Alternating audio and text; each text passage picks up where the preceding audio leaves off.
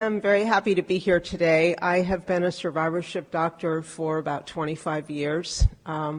I care for children who are, or I care for survivors who were diagnosed as children, diagnosed as adolescents, diagnosed as young adults, and now, more recently, diagnosed as older adults. So I have the privilege of caring for patients across the whole lifespan. Some of the relationships that I've forged with cancer survivors are now more than 25 or 30 years in the making, and I've had the privilege of watching people grow up, watching myself grow old, but it's been quite an amazing journey. I want to start by sharing this quilt with you. This is a quilt that my patients made one evening at an outing. It's about the size of the projection screen. And each of the patients received a square the size of an 8.5 by 11 piece of paper. They could design this, they could say whatever messaging they wanted, but they wanted to impart to others, other survivors, and to other members of the cancer committee or cancer community what their experience had been like. I sewed it all together and then quilted it, and it's now a wonderful addition to our program.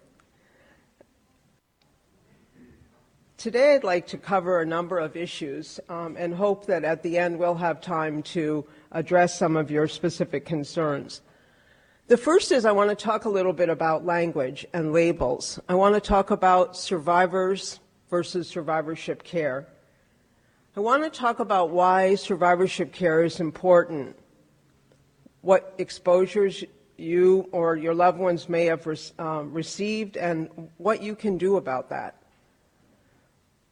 I want to arm you with some tools to guide survivorship care for those of you that don't have them. And finally, I want to help you advocate for the best survivorship care you can have wherever you're being treated. So cancer survivors in the United States are growing in number. This is an incredible slide for me, having started my career in oncology in 1990. We currently have more than 15 million cancer survivors in the U.S., and it's projected over the next decade to swell to more than 20 million. As a result of this growing number, however, we have a growing awareness that we need to improve the care of our survivors. We need to coordinate that care across a somewhat fragmented and less than perfect healthcare system. Many people either gravitate to or reject the label of cancer survivor. When people think about their survivorship, they say, well, what am I? Am I a cancer fighter? Am I a cancer thriver? Am I someone with a history of cancer, someone currently on active treatment, or someone who has completed treatment? I thought these two definitions might be helpful to frame our discussion this afternoon. The National Cancer Institute considers a survivor from the time of diagnosis to the end of life, whereas the National Coalition for Cancer Survivorship has worked to change the lexicon from cancer victim to cancer survivor, which focuses more on the notion of thriving, and expands that definition to now include the people you alluded to, your friends, your family, your caregivers, who are actually all part of your survivorship. I recently asked patients in my clinic to help me come up with words that described cancer survivorship. I spoke to the approximately 25% of the clinic population that were survivors of lymphoma, and these were some of the words that they came up with. Each of the colors represents a different survivor, and if you look at the words, you can see the range of emotion. One person described that she was scared, another tired, anxious, thankful, alive, loved, happy, hopeful, negative, positive. Some felt very connected and peaceful. Others felt isolated and felt a sense of regret or guilt that they had made it when other people who maybe were in treatment when they were didn't do as well. Some described being lost, alone, feeling dependent, and some described being in denial. Cancer survivorship is a very mixed experience and differs from patient to patient. In the ideal cancer care continuum,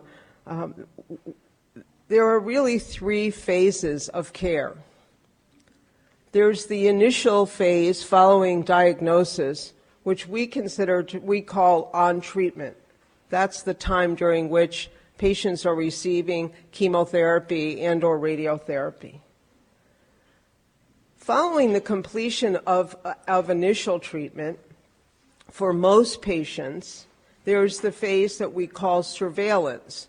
Surveillance pertains to the time when you're coming back and getting serial scans or checkups with your oncologist to make sure that your blood counts are recovering, your side effects of therapy are getting better, and that your disease remains at abeyance. That period of surveillance varies by tumor type. Some lymphomas are monitored very closely for a year, others more over a longer time period. But it's really it's a difficult phase for many patients. It's a source of anxiety. It's the time during which most cancers have the probability or possibility of returning. And so every scan has high stakes. After that phase is the period that we at our center consider survivorship, which is at the end of that active surveillance phase. What goes into survivorship care has really been informed over the past decade by a seminal piece that was issued by the Institute of Medicine entitled From Cancer Patient to Cancer Survivor, Lost in Transition. For those of you that have not seen that report, I urge you to read it. It talks about how the cancer care continuum is not seamless and that people sometimes fall out of care after the completion of initial treatment. The Institute of Medicine outlined 4 important components of survivorship care summarized on this slide. Surveillance, which we've already discussed. Intervention, which looks at particular consequences of cancer and its treatment. And this can be acute side effects, intermediate side effects, or long-term toxicity of treatment. The other important pillar of survivorship care is prevention and early detection of new cancers or recurrent cancers. And we'll talk in much more detail about that. And finally, cancer survivorship needs to have care coordination among specialists and primary care doctors, between patients and their doctors, to ensure that their survivors' health needs are met. In the traditional model, many patients have received intensive care from their primary oncologist, and each of the vertical hash marks is meant to indicate a scheduled visit. So maybe you went every week, maybe you went every other week, maybe you went monthly. Over time, maybe the visits stretched out a little bit. But for many people, at the end of that typically 5-year period I mentioned, care with the primary oncologist ended. There are obvious exceptions, but typically it ends.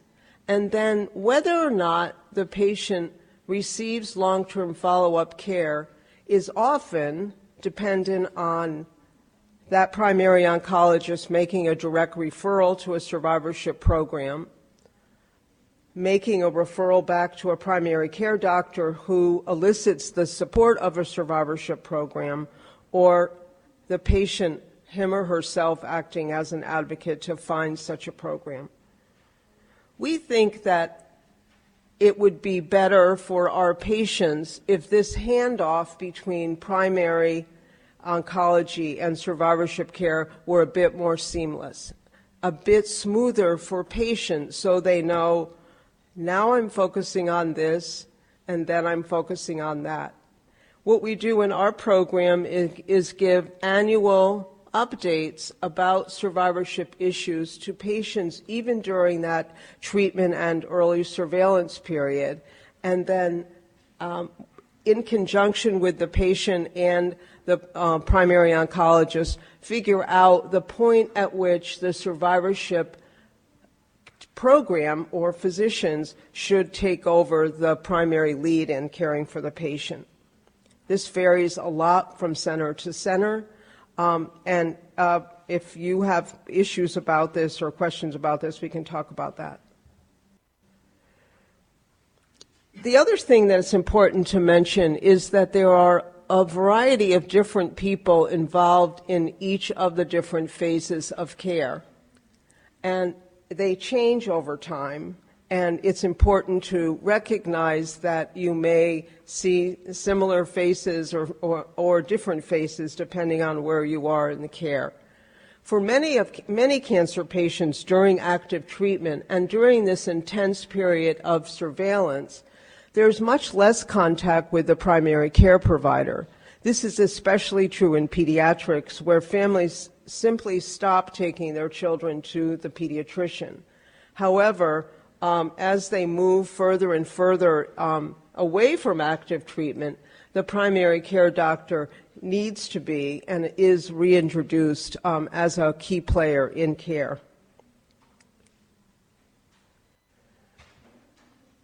I want to stop for a second and talk about why an individual patient might need survivorship care. And the emphasis here is, why do I need survivorship care, as opposed to why should people out there get survivorship care? Well, each of us brings to cancer treatment our own background risk, and that risk is informed by the age at which we were treated, the age at which we enter survivorship care. It's informed by our gender. Women have different risks than men.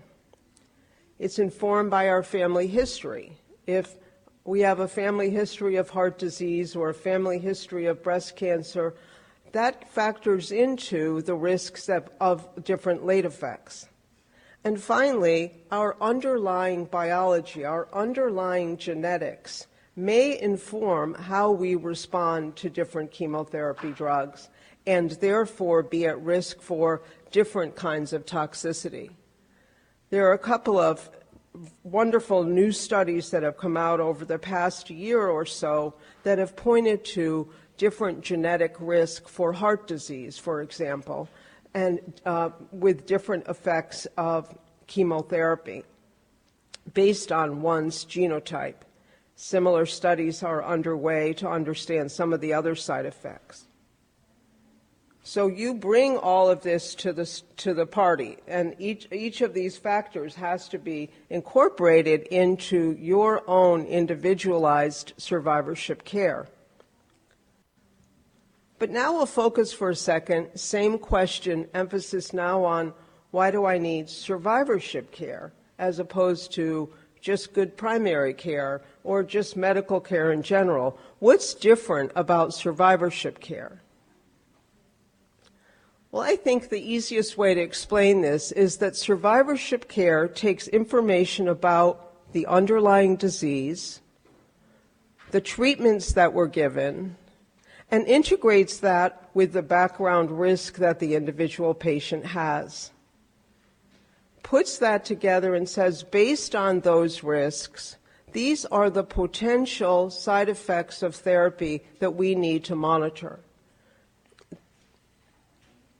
These are some of the issues, and it's not that every single person is going to have every single one of the things on this list.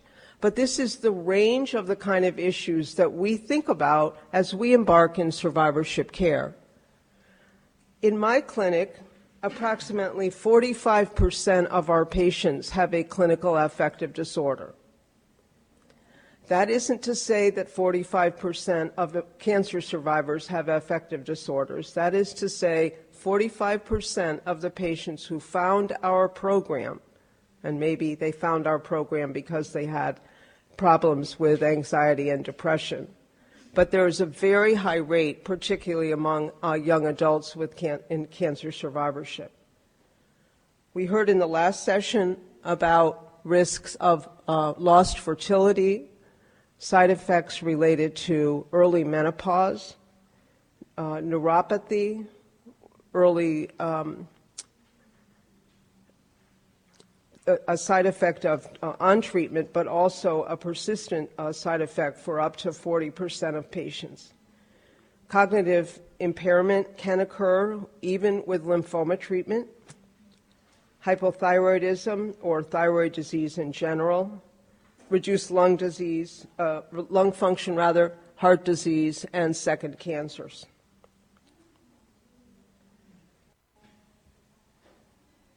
Several studies over the past 5 years have shown, however, that the risk of these side effects and their severity can be modulated by decisions or choices or lifestyle issues that the survivors actually make. Healthy behaviors, healthy lifestyle can reduce the risk of severity of many of these. These are not particularly surprising. Things like smoking cessation is a huge issue and hugely important for survivors who may have received radiotherapy to the chest, so that the combined penalty of radiation plus smoking increases the risk of lung cancer, for example. Healthy diet, exercise have all been shown to be important across cancer types. One of my favorite speeches that I give on a weekly basis to my adolescent and young adult cancer survivors has to do with sun protection. If I had my way in the world, I would outlaw tanning beds, where tanning beds are associated with an alarming uptick in the number of cases of primary melanoma among young adolescents and, adolescents and young adults. I also say if you're going to go in the sun, use sun protection. And I have to be very careful because I burn very easily, so that when I go away on vacation, I have to slather it on so that I don't come back and not look like an imposter when I come in with my bright red face. We also talk a lot in my program about recreational drug use, about and avoiding excessive alcohol, and then finally about getting rest and taking care of your body. What I'd like to do over the next little bit is go over some of the risks and help you understand the current data, how we approach screening, and what you as survivors can do about it. So the first risk is cardiovascular risk. Cardiovascular damage from chemotherapy related to lymphoma treatment has been very well described and began, probably the first studies came out 20 or 30 years ago among pediatric cancer survivors. Anthracyclines, which you may know as doxorubicin, adriamycin, or as some of my patients refer to it, the red devil. Even if they can't remember the name of it, they remember that it was red. This particular type of chemotherapy is associated with direct damage on the heart.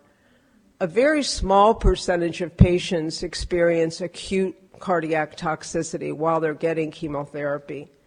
But the proportion of patients who can have cardiac damage in the many years following completion of therapy is alarmingly high.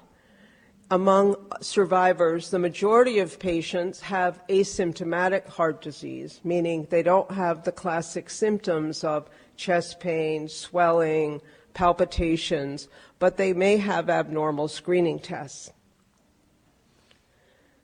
The risk of damage to the heart is exacerbated by the concomitant receipt of radiation. And in this study, summarized on this slide, from 2016, Andrea Ng and collaborators looked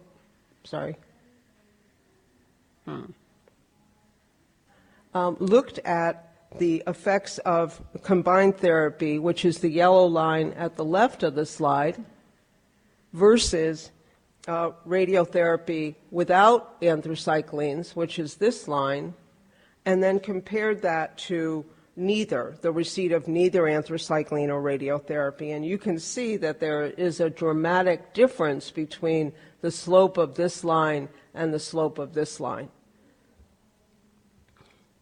So how do we manage this? Well, first of all, let me go back a second. First of all, you can see that it's pretty flat. Not as flat as we'd like, but flat in the early years. But then over time, the risk increases.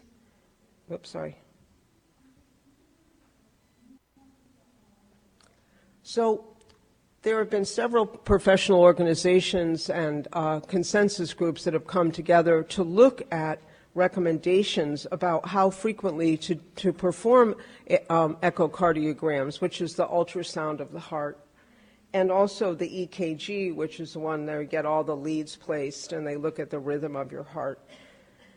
There is not consensus yet across the age continuum about how often people need echocardiograms.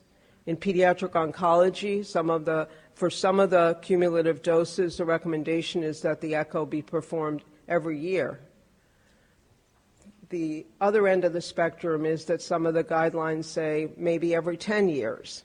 And so part of the challenge in survivorship care is sorting out the quality of the evidence and figuring out how you can best be managed.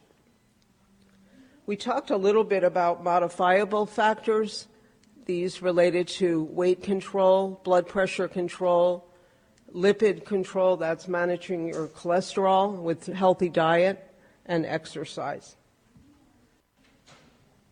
The other major toxicity that we think about for survivors, particularly of Hodgkin lymphoma, is the risk of second cancer.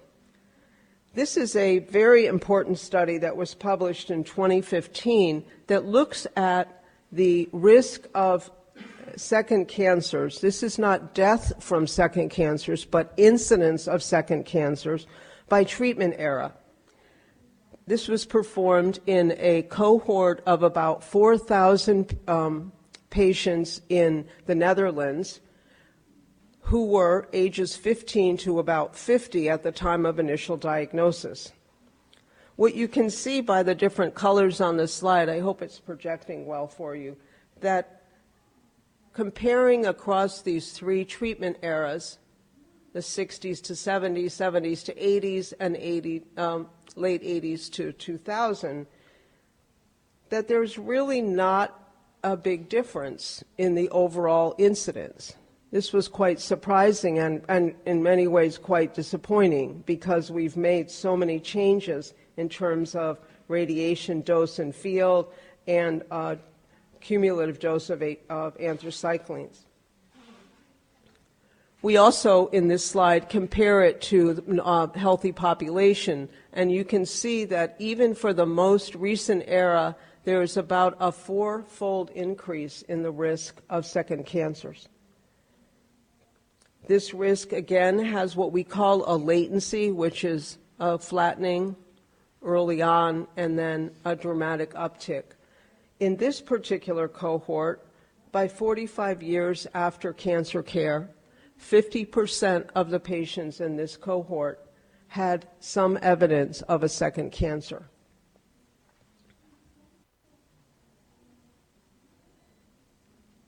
One particular form of second cancer that we worry a lot about in young women, particularly Hodgkin lymphoma survivors, is the risk of breast cancer.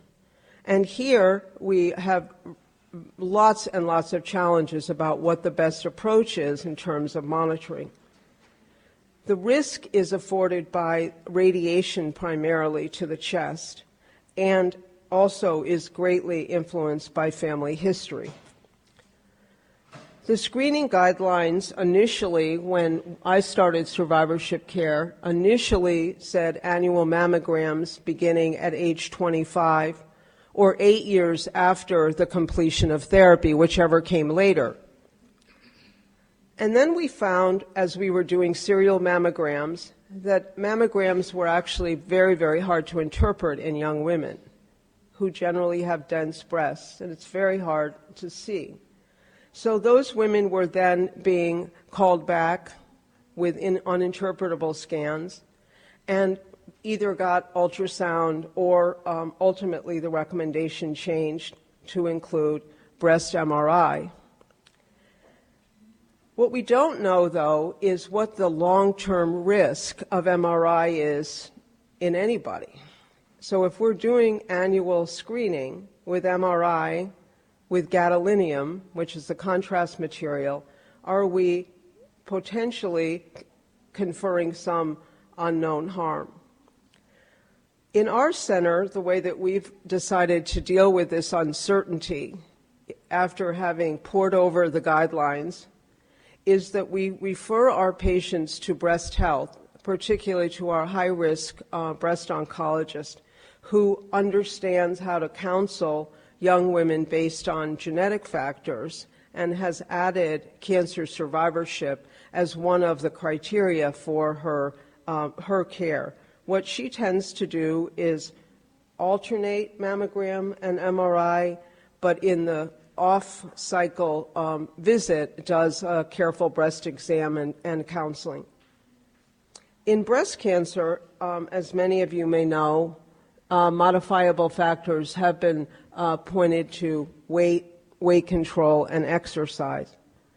And on the right panel of the slide, you can see a very interesting study that was published just this year that looked at the impact of age at treatment, showing that patients who were treated under the age of 35 have a substantially higher risk of breast cancer than women who were treated over the age of 35.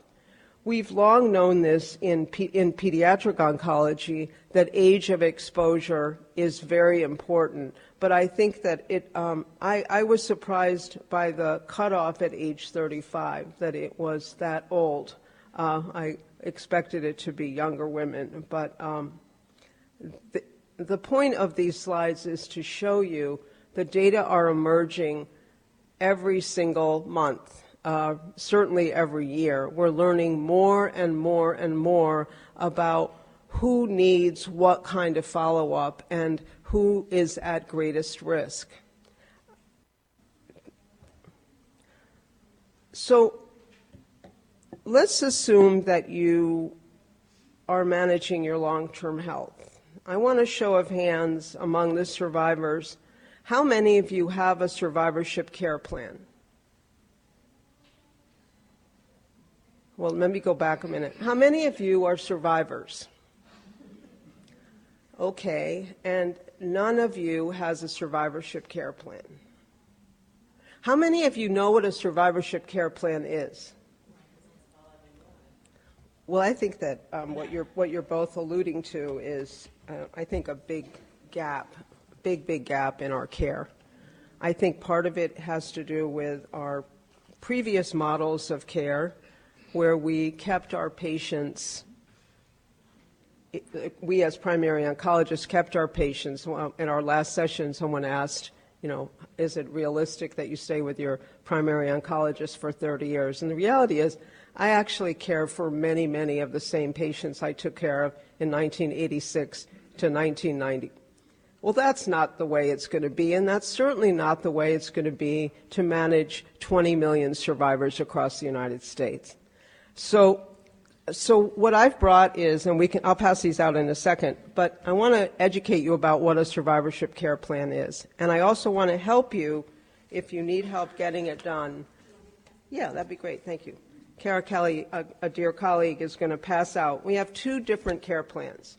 I have one for Hodgkin lymphoma survivors and one for non-Hodgkin survivors. So if you, when Kara goes by, you indicate which you are, she can give you the right template.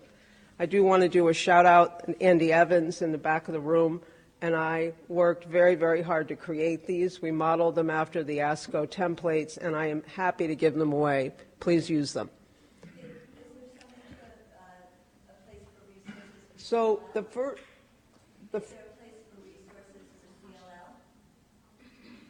it would go under the non-Hodgkin.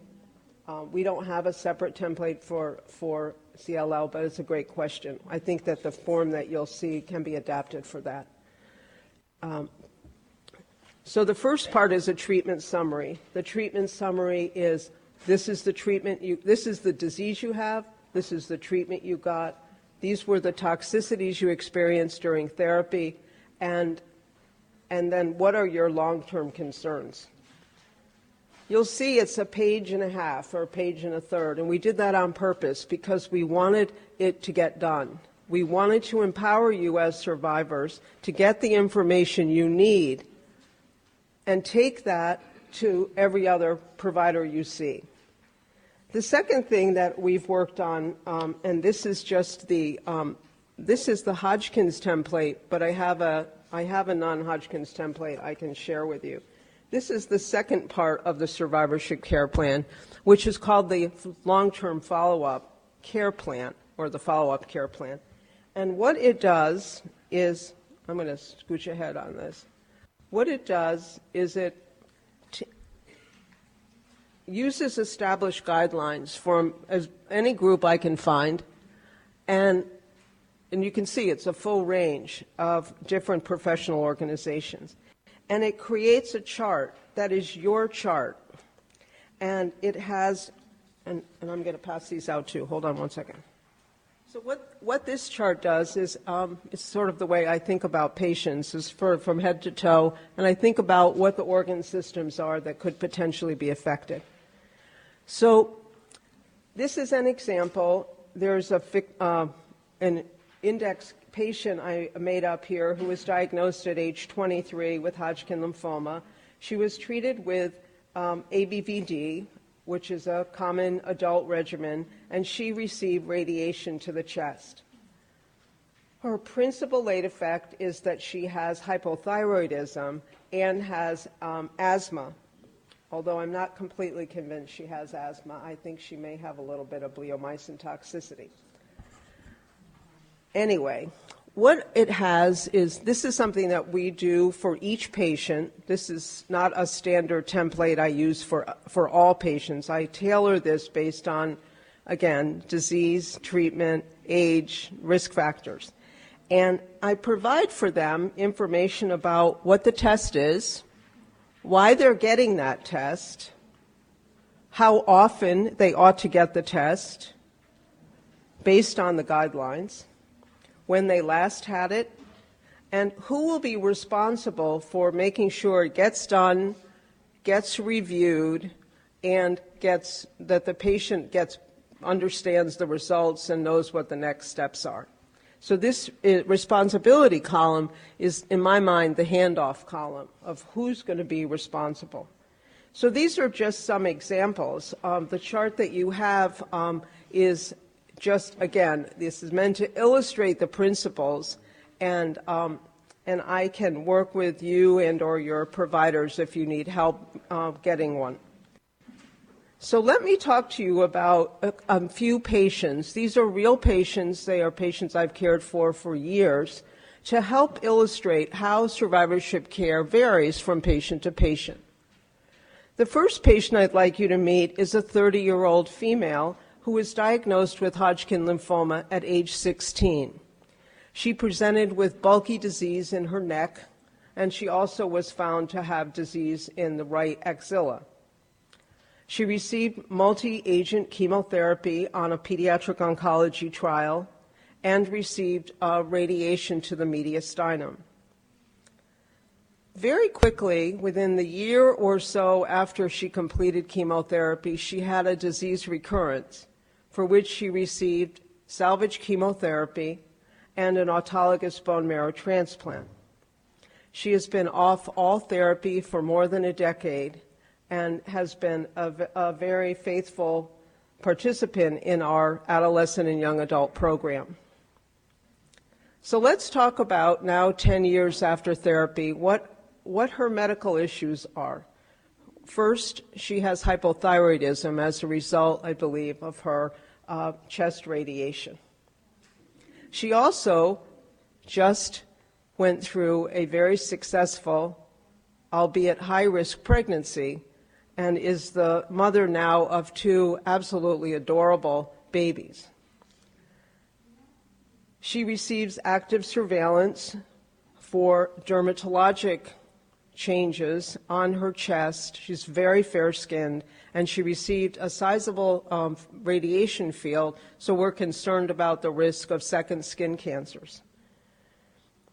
We have struggled with her to get her engaged in breast health care, not because she doesn't endorse it, but because she's had 2 successive pregnancies and breastfed after each pregnancy, so that age 25 number keeps getting pushed out.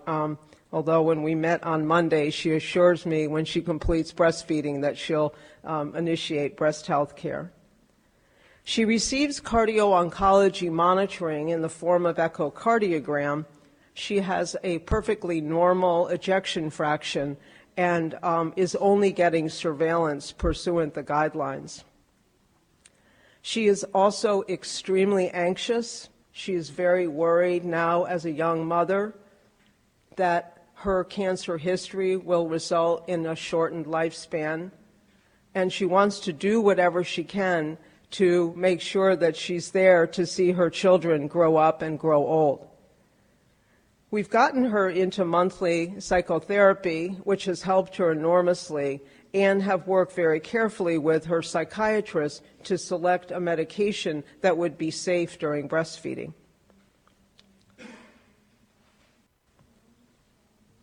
Our second patient is a 56-year-old who was diagnosed with Hodgkin lymphoma at age 22. She was treated in the 1980s, and she received multi-agent chemotherapy, but received a much, much larger radiation field to the mantle distribution. She also had a splenectomy, which was performed routinely at that time as part of our staging protocols. For those of you that perhaps were treated in that era, you'll remember some of these words and some of these treatments. She has had a very complicated post-treatment course. She was referred to my clinic for survivorship care only a couple of years ago, and she couldn't understand why at age 54 at the time she needed to go for survivorship care.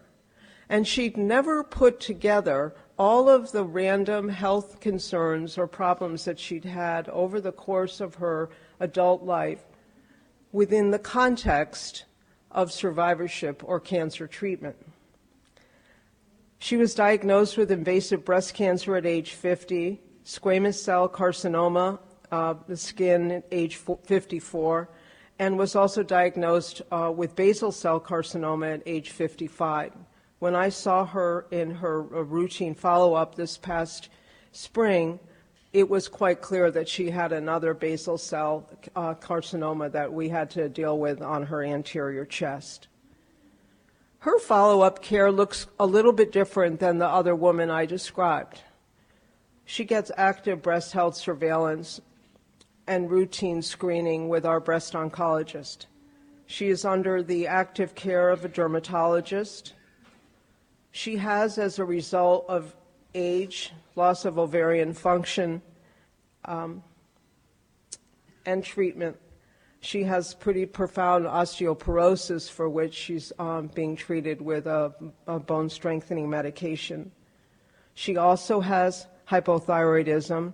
She gets monitored for her cardiac function, and she has a GI toxicity in the form of reflux, And again, for those of you that may know anything about treatment in the 70s and 80s of Hodgkin's, one of the things we worry about in her is stomach cancer or esophageal cancer based on the intensity of radiation she received to the center of her chest and upper abdomen. So challenging and complicated. The third patient is a magnificent 27-year-old who came to us as a young adult after having completely fallen out of care. He was initially diagnosed and treated at 6 with non-Hodgkin lymphoma of a Burkitt subtype, or he thinks it's a Burkitt subtype. He remembers somebody mentioning Burkitt. We couldn't really find his records. We ultimately figured out that he had stage 4 disease and parsed together, understanding historical treatment trends, what he likely received. This is not the ideal way to do a treatment summary. He is a semi-professional soccer player. He came in and he looked like the absolute vision of health. Hadn't been in any medical care for probably 15 or 20 years. We did an echocardiogram at a baseline, and he has left ventricular dysfunction, even though he's a soccer player. He's currently under the care of a cardio-oncologist in our clinic, and just to not use too much buzzword, cardio-oncology is cardiologists who specialize in the care of cancer patients, and we have a magnificent one in our program. He's currently not on medication, but he's on close monitoring, and the plan will be, if he has any further decrement in cardiac function, that we'll start him on treatment. He's at risk for gonadal dysfunction and infertility. He was too young to sperm bank at the time of diagnosis, and so the plan is at some point when he's ready to refer him to andrology and reproductive endocrinology. Although he's a very active young man, he is at risk for decreased bone mineral density, and based on receiving high-dose methotrexate when he was younger, and so we did perform baseline studies and monitor that only over time. And then he's also at risk for toxicity to his kidney and GU system from his chemotherapy. 3 very different patients, 3 very different survivorship experiences. I suspect if each of you told your story, there would be this many more versions of the story. Each of you needs a survivorship care plan. Each of you needs an individualized follow-up care plan that integrates your disease, your treatment, and your background factors. So how do you advocate for yourself? First, if you don't have a primary care doctor, get one. And ask that person in the course of getting a doctor what their experience is or comfort is in taking care of cancer survivors. Dr. Kelly mentioned at the last session that we've seen both versions of this story. We've seen patients who go to a primary care doctor and every hiccup is cancer until proven otherwise. They get scans and tests, and they are terrified that their cancer has come back. The flip is that it's never cancer, and they never get any of that kind of surveillance. So really, when you go to your primary care doctor, ask them what their experience is and how they have worked in the care of other survivors. And make sure that you understand what they can do for you and what they do well for you, which is your general health concerns, making sure that you get immunizations, making sure that they help you with your health behaviors and your health risks. For those of you who are reaching the end of treatment and or surveillance, talk to your oncologist. Figure out who will be providing you with that survivorship care plan. Who can do that for you? And how might your treatment and your background risks affect your future health? And then get their advice about who you might see for late effects and how to get referrals, and try to understand, a la the follow-up care plan I passed out, what exams did you have and how often.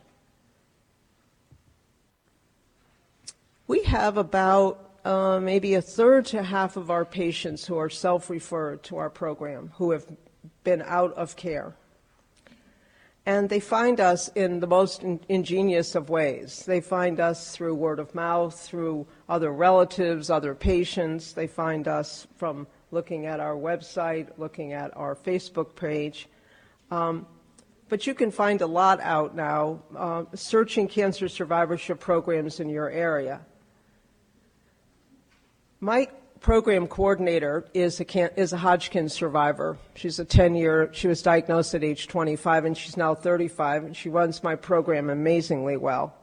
And she urged me to tell you all to make sure you check with your insurance about coverage and make sure that you pick a survivorship care program that will be covered by your existing insurance.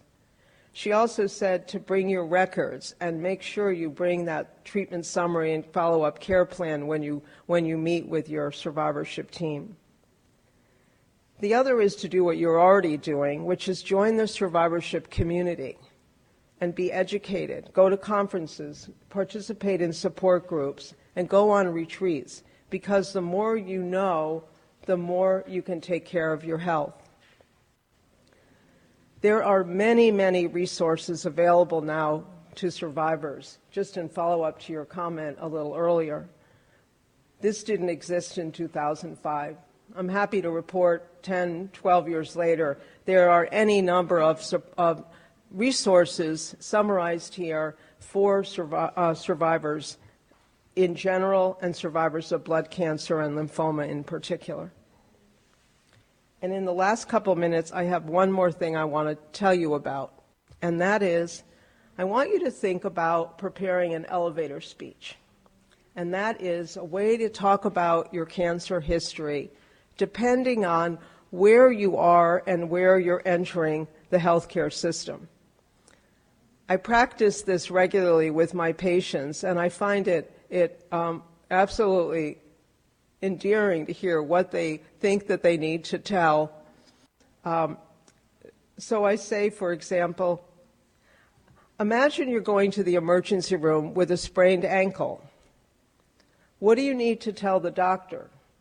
Well, you probably don't need to tell the doctor that you got adriamycin and that you had Hodgkin lymphoma when you were 10 years old, and that, you had fever and neutropenia, and that blah, blah, blah, blah, blah, blah, blah.